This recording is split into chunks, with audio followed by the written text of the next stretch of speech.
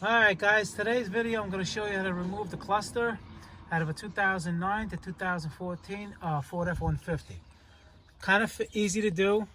What you're going to do first is you're going to have to take off the screws on the bottom of this. There's 3 screws on the bottom over here. There's 1, 2, and 3. They're 6mm. You take them off. You don't have to take this piece off. All it's going to do is release the top piece, and I'll tell you why. Here we go. It's right here like this. Okay, your cluster is in here, right?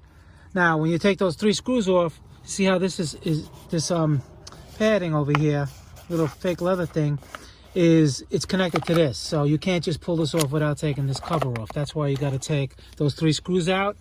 And then once you do that, you pry it up, right? And you take it, and there's going to be 2 6mm screws here too.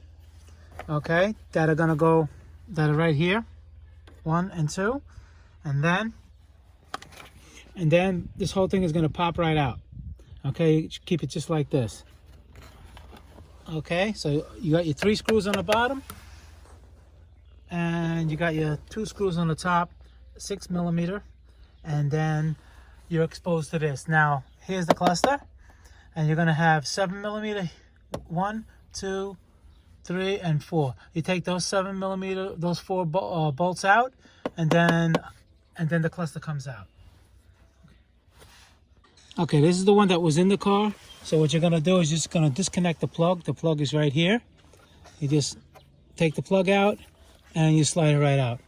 And you know the cluster defective or something, you can just get another one, and they're gonna have to program the mileage for you. If you want to change the lights, I don't know. I didn't take this one off for light bulbs. You know, maybe they're in the back of the cover. I'm not sure. You can do a little research on that. But if you get, if you want to take the cluster out, that's how you do it. All right, it's not that. And then you reverse the procedure to put it back in. It's really simple.